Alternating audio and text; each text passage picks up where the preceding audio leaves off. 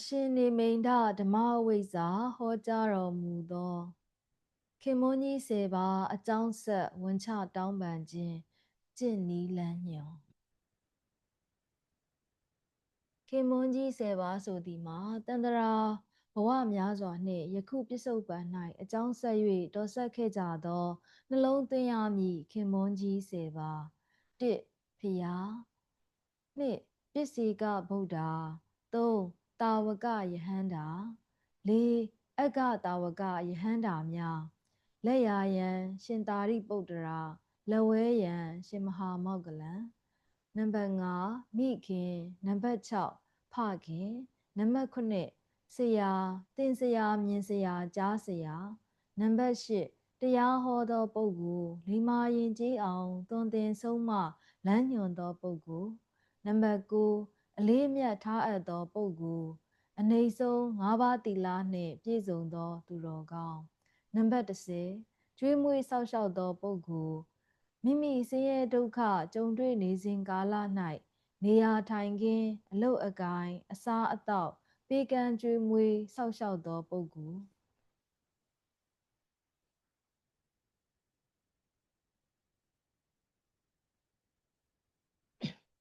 မိမိကိုမိမိနှလုံးသွင်းဆင်ခြင်ရန်ငါသည်အတိတ်တန္တရာ၌၎င်းပစ္စုပန်၌၎င်းခင်မွန်းကြီး10ပါးမှ10ပါးလုံးကိုသော၎င်းတပါးအစထားအပါးပါးတို့ကို၎င်းသိ၍ဖြစ်စေမသိ၍ဖြစ်စေကာယကံဝစီကံမနောကံကံတပါး2ပါး3ပါးတို့ဖြင့်ပြစ်မှားစော်ကားခြင်းရှိခဲ့ဘူးပါ၏လောကျေးဇူးကမ်းခြင်းရှိခဲ့ဘူးပါ၏လောကျေးဇူးချေဖျက်ခြင်းရှိခဲ့ဘူးပါ၏လောကျေးဇူးမေ့လျော့ခြင်းရှိခဲ့ဘူးပါ၏လောကျေးဇူးမဲ့စွာကြမ်းတမ်းရိုင်းဆိုင်ယုတ်မာကြံစည်ပြောဆိုပြုမှုဆောင်ရွက်မှုပြုခြင်းရှိခဲ့ဘူးပါ၏လော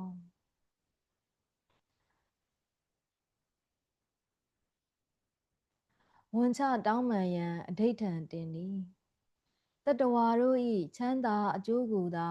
လမ်းညွှန်တော်မူသောမြတ်စွာဘုရားဖျားတပည့်တော်မသည်ခင်မွန်းကြီး10ပါးနှင့်အကြောင်းဆက်၍ကောင်းစွာနှလုံးသွင်းပြီးပြီဖြစ်ပါ၍တန္တရာဘဝများစွာမှတော်ဆက်ခဲ့သောခင်မွန်းကြီးများနှင့်ယခုပစ္စုပန်၌တော်ဆက်လျက်ရှိသောခင်မွန်းကြီးတို့အားအကြောင်းဆက်၍ကာယကံဝစီကံမနောကံတို့ဖြင့်ကြံစည်ပြုမူ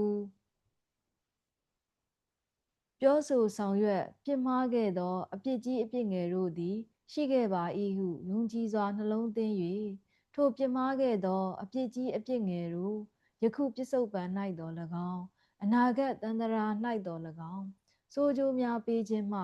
လွတ်ကင်းလိုသောအကျိုးငါယနေ့မှစ၍ကောင်းစွာနှလုံးသွင်းယုံကြည်စွာဖြင့်နေ့စဉ်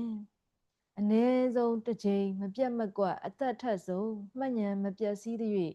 ဝန်ချတောင်းပန်ခြင်းပြုမည်ဖြစ်ပါကြောင်းမြတ်စွာဘုရားထံ၌နှုတ်မှဖွင့်ဟ၍လျှောက်ထားအဓိဋ္ဌာန်တင်ပါသည်ဖျားထိုအဓိဋ္ဌာန်၏စွမ်းအားသည်ထူးကဲသောကောင်းကျိုးများကိုသာတက်ရောက်ခံစားရပါစေတည်းခင်မွန်းကြီး10ပါးအားဝန်ချတောင်းပန်နည်း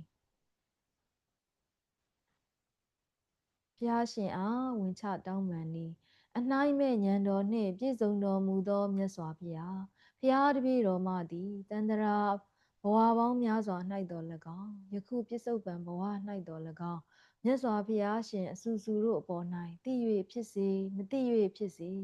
ကာယကံဝစီကံမနောကံတို့ဖြင့်ပြစ်မှားစော်ကားခြင်းရှိခဲ့ပါလျင်ကျေးဇူးကမ်းခြင်းရှိခဲ့ပါလျင်ကျေးဇူးချေဖျက်ခြင်းရှိခဲ့ပါလျင်ကျေးဇူးမေ့လျော့ခြင်းရှိခဲ့ပါလျင်ကျေးဇူးမဲ့စွာကြမ်းတမ်းရိုင်းဆိုင်ယုံမှကြံစည်ပြောဆိုပြုမှုဆောင်ရွက်မှုပြုခြင်းရှိခဲ့ပါလျင်ထိုကျူးလွန်ခဲ့သောအပြစ်ကြီးအပြစ်ငယ်များကိုယခုအခါကောင်းစွာနှလုံးသွင်းယုံကြည်စွာဖြင့်ဝန်ခံပါ၏ဝန်ချပါ၏တောင်းပန်ပါ၏ကြော့ပါ၏ဖျားတပည့်တော်မအားအစဉ်တနာခြင်းကြောင့်သီးခံတော်မူကြပါဗျာခွင့်လွှတ်တော်မူကြပါဗျာကြည်အေးတော်မူကြပါဗျာယခုအခါမြတ်စွာဘုရားရှင်အဆူဆူတို့အားဝန်ချတောင်းပန်ခြင်း မှန်သောအစွမ်းတတ္တိကြောင့်စိုးကျိုးပေးစေစိုးကျိုးပေးလက်ထံသောစိုးကျိုးစွမ်းအားတတ္တိတို့သည်ကြည်အေးခြင်းစွမ်းအားတတ္တိသီးခံခွင့်လွှတ်ခြင်းစွမ်းအားတတ္တိတို့ကြောင့်ယခုပင်ပြက်ပြယ်ရပ်တန့်၍ကောင်းကျိုးချမ်းသာအလုံးစုံခံစားရရှိပါစေတည်း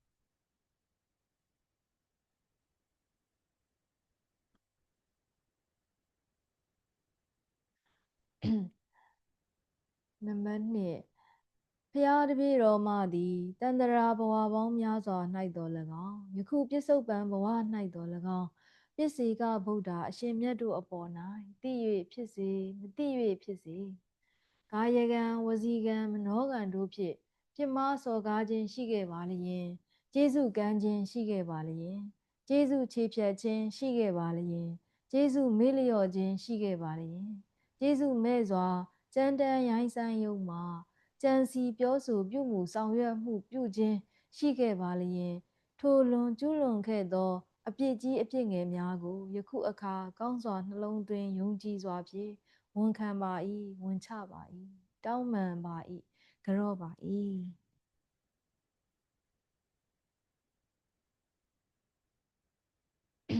ဖျားတပည့်တော်မှာအစဉ်တနာခြင်းကြောင့်သီးခံတော်မူကြပါဗျာခွင့်လွှတ်တော်မူကြပါဗျာ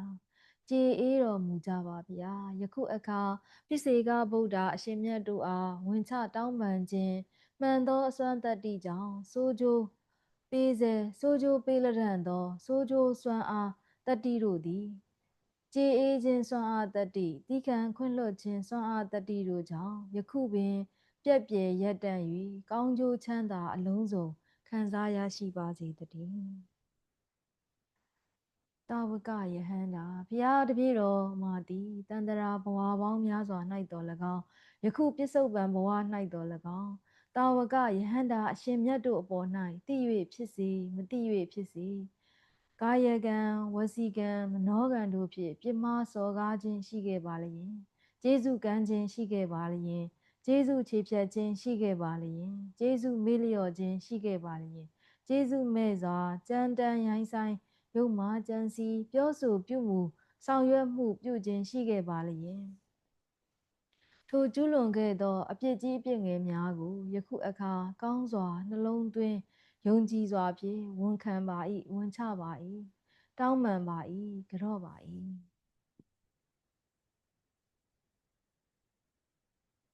ဘုရားတပည့်တော်မှာအစဉ်တနာခြင်းကြောင့်သီးခံတော်မူကြပါဗျာခွင့်လွှတ်တော်မူကြပါဗျာကြေအေးတော်မူကြပါဗျာယခုအခါတာဝကယဟန္တာအရှင်မြတ်တို့အားဝန်ချတောင်းပန်ခြင်းမှန်သောစွမ်းအားတတ္တိကြောင့်စိုးကျိုးပေးစေစိုးကျိုးပေးလက်ထံသောစိုးကျိုးစွမ်းအားတတ္တိတို့သည်ကြေအေးခြင်းစွမ်းအားတတ္တိသီးခံခွင့်လွှတ်ခြင်းစွမ်းအားတတ္တိတို့ကြောင့်ယခုပင်ပြက်ပြယ်ရပ်တန့်၍ကောင်းကျိုးချမ်းသာအလုံးစုံခံစားရရှိပါစေတည်းအက္ခတာဝကယဟန္တာများဖျားတပည့်တော်မှသည်တန္တရာဘဝပေါင်းများစွာ၌တော်၎င်းယခုပြစ္ဆုတ်ပံဘဝ၌တော်၎င်းလက်ရာယံရှင်သာရိပုတ္တရာနှင့်လက်ဝဲယံရှင်မဟာမောဂလန်တို့အပါအဝင်အက္ခတာဝကယဟန္တာတို့အပေါ်၌သိ၍ဖြစ်စေမသိ၍ဖြစ်စေကာယကံဝစီကံမနောကံတို့ဖြင့်ပြစ်မှားစော်ကားခြင်းရှိခဲ့ပါလျင်ကျေးဇူးကမ်းခြင်းရှိခဲ့ပါလျင်ကျေးဇူးချေဖြတ်ခြင်းရှိခဲ့ပါလျင်ကျေးဇူးမေ့လျော့ခြင်းရှိခဲ့ပါလျင်ကျေးဇူးမဲ့စွာကြမ်းတမ်းရိုင်းဆိုင်ယုံမှာကြံစီပြောဆိုပြုမှုဆောင်ရွက်မှုပြုခြင်းရှိခဲ့ပါလျင်ထိုကျူးလွန်ခဲ့သောအပြစ်ကြီးအပြစ်ငယ်များကိုယခုအခါကောင်းစွာနှလုံးသွင်းယုံကြည်စွာဖြင့်ဝန်ခံပါ၏ဝန်ချပါ၏တောင်းပန်ပါ၏ကြော့ပါ၏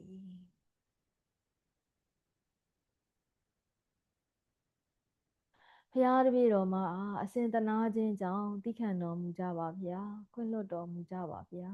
ကြေအေးတော်မူကြပါဗျာယခုအခါလက်ရာယံရှင်သာရိပုတ္တရာနှင့်လက်ဝဲယံရှင်မမောဂလန်တို့အပါအဝင်အက္ခတာဝကယဟန္တာတို့အားဝန်ချတောင်းပန်ခြင်းမှန်သောစွမ်းအားတတ္တိတို့ကြောင့်စိုးကျိုးပေးစေစိုးကျိုးပေးလက်ထံသောစိုးကျိုးစွမ်းအားတတ္တိတို့သည်ကြေအေးခြင်းစွမ်းအားတတ္တိသီးခံခွင့်လွှတ်ခြင်းစွမ်းအားတတ္တိတို့ကြောင့်ယခုပင်ပြက်ပြယ်ရပ်တန့်၍ကောင်းကျိုးချမ်းသာအလုံးစုံခံစားရရှိပါစေတည်း မိခင်တန်တရာဘဝပေါင်းများစွာ၌တော်ဆက်ခဲ့သောမိခင်တို့အပေါ်၌၎င်းယခုပြစ္ဆုတ်ပံဘဝ၌မိခင်ကြီးဒေါ်တင်ရီအပေါ်၌၎င်းအပေါ်၌တော်၎င်းသိ၍ဖြစ်စေမသိ၍ဖြစ်စေကာယကံဝစီကံမနောကံတို့ဖြင့်ပြစ်မှားစော်ကားခြင်းရှိခဲ့ပါလျင်ကျေးဇူးကမ်းခြင်းရှိခဲ့ပါလျင်ကျေးဇူးချေဖြတ်ခြင်းရှိခဲ့ပါလျင်ကျေးဇူးမေ့လျော့ခြင်းရှိခဲ့ပါလျင်ကျေးဇူးမဲ့စွာကြမ်းတမ်းရိုင်းဆိုင်ရုံမှကြံစီပြောဆိုပြုမူဆောင်ရွက်မှုပြုခြင်းရှိခဲ့ပါလျင်ထိုကျူးလွန်ခဲ့သောအပြစ်ကြီးအပြစ်ငယ်များကိုယခုအခါကောင်းစွာနှလုံးသွင်းယုံကြည်စွာဖြင့်ဝန်ခံပါ၏ဝန်ချပါ၏တောင်းပန်ပါ၏ကြော့ပါ၏တပည့်တော်မှာအစဉ်သနာသဖြင့်တိခံတော်မူကြပါဘုရားခွင့်လွှတ်တော်မူကြပါဘုရားကြေးအေးတော်မူကြပါဘုရား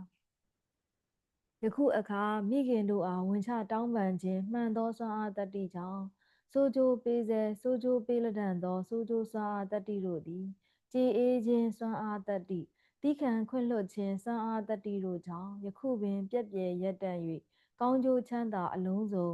ခံစားရရှိပါစေတည်းဖခင်တန်တရာဘဝပေါင်းများစွာ၌တော်ဆက်ခဲ့သောဖခင်တို့အပေါ်၌၎င်းယခုပြစ္ဆုတ်ပံဘဝ၌ဖခင်ကြီးဥမြင့်အောင်အပေါ်၌တော်၎င်းသိ၍ဖြစ်စေမသိ၍ဖြစ်စေကာယကံဝစီကံမနောကံတို့ဖြင့်ပြစ်မှားစော်ကားခြင်းရှိခဲ့ပါလျင်ကျေးဇူးကမ်းခြင်းရှိခဲ့ပါလျင်ကျေးဇူးချေဖြတ်ခြင်းရှိခဲ့ပါလျင်ကျေးဇူးမေ့လျော့ခြင်းရှိခဲ့ပါလျင်ကျေးဇူးမဲ့စွာကြမ်းတမ်းရိုင်းဆိုင်ရုံမှကြံစီပြောဆိုပြုမှုဆောင်ရွက်မှုပြုခြင်းရှိခဲ့ပါလျင်ထိုကျူးလွန်ခဲ့သောအပြစ်ကြီးအပြစ်ငယ်တို့အားအပြစ်ငယ်များကိုယခုအခါကောင်းစွာနှလုံးသွင်းယုံကြည်စွာဖြင့်ဝန်ခံပါ၏ဝန်ချပါ၏တောင်းပန်ပါ၏ကြော့ပါ၏တပည့်တော်မအားအစဉ်သနာခြင်းကြောင့်သီးခံတော်မူကြပါဗျာခွင့်လွှတ်တော်မူကြပါဗျာကြေးအေးတော်မူကြပါဗျာယခုအခါဖခင်တို့အားတောင်းပန်ဝန်ချတောင်းပန်ခြင်းမှန်သောစွမ်းအားတတ္တိကြောင့်ဆိုကြိုးပေးစေဆိုကြိုးပေးလက်တန်သောဆိုကြိုးစွမ်းအားတတ္တိတို့သည်ကြေးအေးခြင်းစွမ်းအားတတ္တိတိခံခွင့်လွှတ်ခြင်းစွမ်းအားတတ္တိတို့ကြောင့်ယခုပင်ပြည့်ပြည့်ရပ်တန့်၍ကောင်းကျိုးချမ်းသာအလုံးစုံခံစားရရှိပါစေတည်းဆရာဘဝတန်တရာဘဝပေါင်းများစွာ၌တော်၎င်းယခုပြစ္ဆုတ်ပံဘဝ၌တော်၎င်းသင်စရာမြင်စရာကြားစရာတို့အပေါ်၌သိ၍ဖြစ်စေမသိ၍ဖြစ်စေကာယကံဝစီကံမနောကံတို့ဖြင့်ပြစ်မှားစော်ကားခြင်းရှိခဲ့ပါလျင်ကျေးဇူးကမ်းခြင်းရှိခဲ့ပါလျင်ကျေးဇူးချေဖြတ်ခြင်းရှိခဲ့ပါလျင်ကျေးဇူးမေ့လျော့ခြင်းရှိခဲ့ပါလျင်ကျေးဇူးမဲ့စွာကြမ်းတမ်းရိုင်းဆိုင်ရုပ်မှာကြံစီပြောဆိုပြုမှုဆောင်ရွက်မှုပြုခြင်းရှိခဲ့ပါလျင်ထိုကျူးလွန်ခဲ့သောအပြစ်ကြီးအပြစ်ငယ်များကိုယခုအခါကောင်းစွာနှလုံးသွင်းယုံကြည်စွာဖြင့်ဝန်ခံပါ၏ဝန်ချပါ၏တောင်းပန်ပါ၏ကြော့ပါ၏တပည့်တော်မအားအစဉ်သနာခြင်းကြောင့်သီးခံတော်မူကြပါ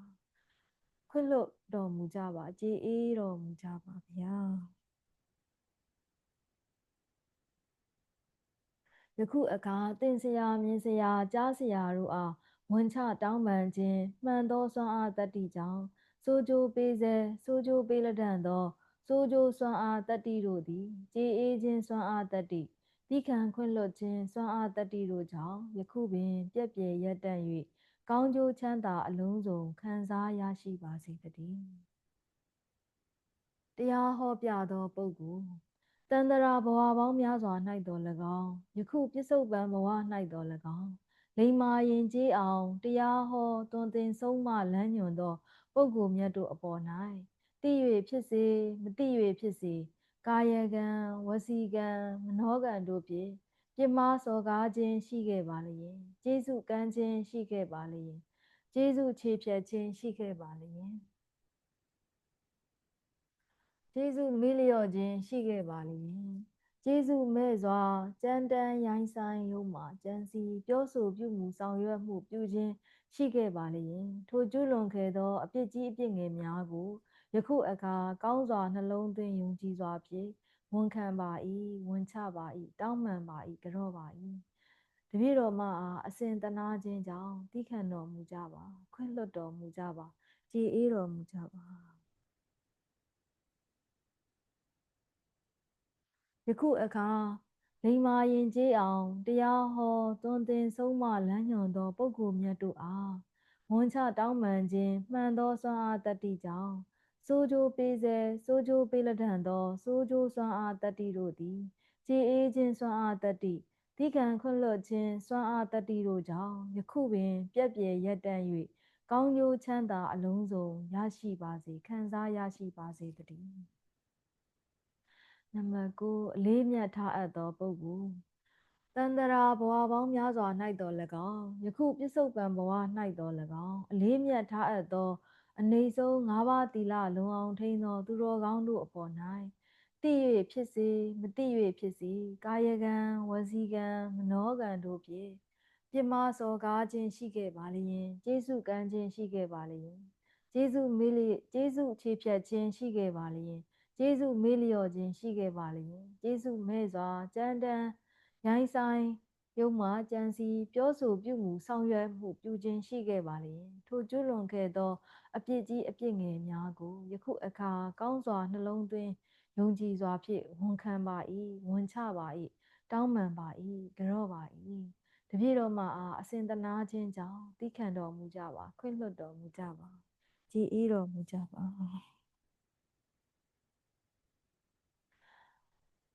ယခုအခါအလေးမြတ်ထားအပ်သောအနေဆုံး၅ပါးသီလလုံအောင်ထိန်းသောသူတော်ကောင်းတို့အားဝန်ချတောင်းပန်ခြင်းမှန်သောစွမ်းအားတတ္တိကြောင့်စိုးကြိုးပေးစေစိုးကြိုးပေးလက်ထံသော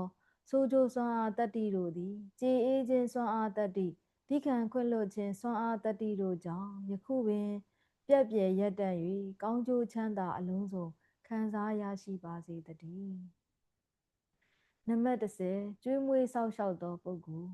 တန္တရာဘဝပေါင်းများစွာ၌တော်၎င်းယခုပြစ္ဆုတ်ပံဘဝ၌တော်၎င်းမိမိဆင်းရဲဒုက္ခကြုံတွေ့နေစဉ်ကာလ၌နေရာထိုင်ခင်းအလုတ်အကိုင်းအစားအသောက်ပေးကမ်းကျွေးမွေးစောင့်ရှောက်သောပုဂ္ဂိုလ်တို့ပေါ်၌သိ၍ဖြစ်စေမသိ၍ဖြစ်စေကာယကံဝစီကံမနောကံတို့ဖြင့်ပြစ်မှားစော်ကားခြင်းရှိခဲ့ပါလျင်ကျေးဇူးကမ်းခြင်းရှိခဲ့ပါလျင်ကျေးဇူးချေဖြတ်ခြင်းရှိခဲ့ပါလျင်ကျေးဇူးမေ့လျော့ခြင်းရှိခဲ့ပါလျင်ကျေးဇူးမဲ့စွာ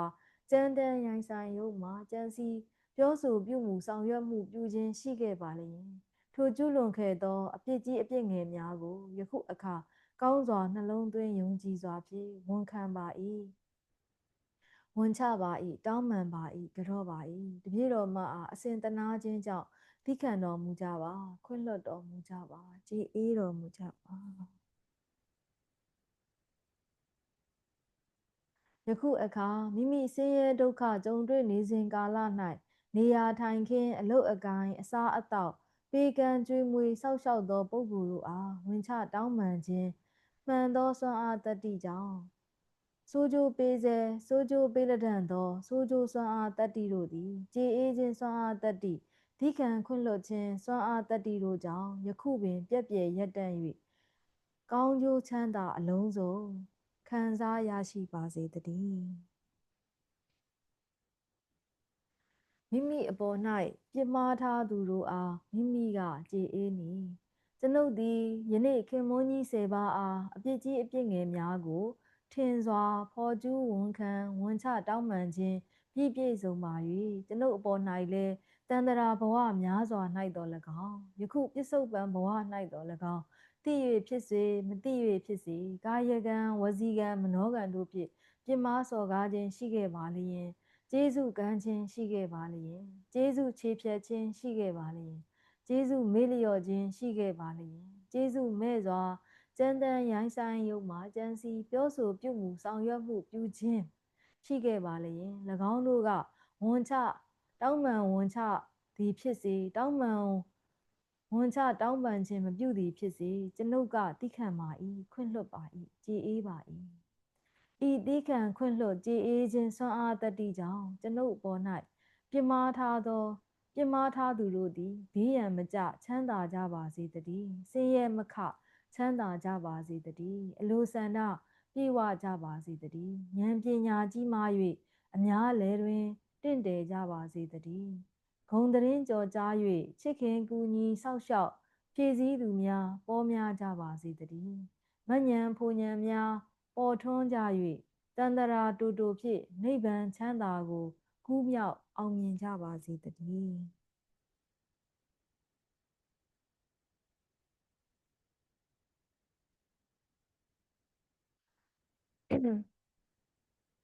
ကျွန်ုပ်သည်ခင်မွန်းကြီး10 ပါးနှင့်အကြောင်းဆက်၍ဆိုးကျိုးများမှလွတ်မြောက်လိုသောအကျိုးအလို့ငှာကျွန်ုပ်ကျူးလွန်ပြစ်မှားခဲ့သောအပြစ်ကြီးအပြစ်ငယ်တို့အားအဓိဋ္ဌာန်ထား၍ဝန်ချတောင်းပန်ခြင်းဤနေ့အတွက်ပြည့်ပြည့်စုံမည်ဖြစ်၍ကျွန်ုပ်တွင်ရရှိထားသမျှကောင်းမှုကုသိုလ်အကျိုးများအား၎င်းခင်မွန်းကြီး10 ပါးတို့ကကျေအေးသီးခံခွင့်လွှတ်ခြင်းအလုံးစုံစွမ်းအားတတ္တိတို့မှရရှိသောကုသိုလ်အကျိုးများ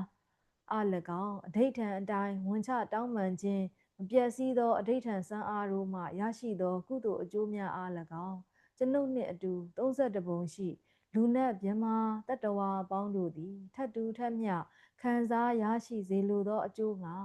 ဝမ်းမြောက်ဝမ်းသာအမျှပေးဝေပါကုန်၏အားလုံးကြားကြားသမျှကုသိုလ်ဝေငှအမျှယူတော်မူကြပါကုန်သောသာဓုသာဓုသာဓုအားလုံးကြားကြားသမျှကုသိုလ်ဝေငှအမျှယူတော်မူကြပါကုန်သောဝေငှကုသိုလ်ရမှုဆိုသာဓုသာဓုသာဓုအားလုံးကြားကြားသမျှကုသိုလ်ဝေငှအမျှယူတော်မူကြပါကုန်သောဝေငှကုသိုလ်ရမှုဆိုသာဓုသာဓုသာဓုဤသို့မေတ္တာပို့လွှတ်ခြင်းကိုကောင်းစွာခံယူရရှိကြပြီးသည့်ကာလ၌ဤတကာလဤနေရာဤဌာန၌ပူဇော်ကြော့ပွားများ၍မေတ္တာပို့လွှတ်ခြင်းကိုကြွရောက်ပြီးပူဇော်နေကြကုန်သောပွားများကြကုန်သောကြည်ညိုကြကုန်သောမေတ္တာခံယူကြကုန်သောသာဓုအနုမောဒနာခေါ်ယူကြကုန်သောအလုံးစုံသောလူနတ်မြမတတ္တဝါအပေါင်းအလုံးစုံသောပုဂ္ဂိုလ်တတ္တဝါအသီးသီးတို့သည်မိမိတို့သတင်းသုံးရာပိုင်ဆိုးရာစိုးစံရာနေထိုင်ရာမှီတွယ်ရာနားခိုရာဖြစ်တည်ရာသွားလိုရာရောက်လိုရာမြင့်လိုရာနေရာဌာနအသီးသီးသို့မိမိတို့အားလည်းတပါးသူမှတပါးပုံမှအနှောက်အယှက်ပေးခြင်းကင်းစွာမိမိတို့မှလည်းတပါးသူအားတပါးပုံသားတို့အားအနှောက်အယှက်ပေးခြင်းကင်းစွာပြန်လည်ကြွမြန်းကြပါကုန်သောပြန်ကြွပါကုန်သောပြန်ကြွပါကုန်သောဟုမမေ့မလျော့ပြန်ပို့အပ်ပါသည်အားလုံးပြန်ကြွကြပါကုန်သောပြန်ကြွကြပါကုန်သောပြန်ကြွကြပါကုန်သောသာဓုသာဓုသာဓု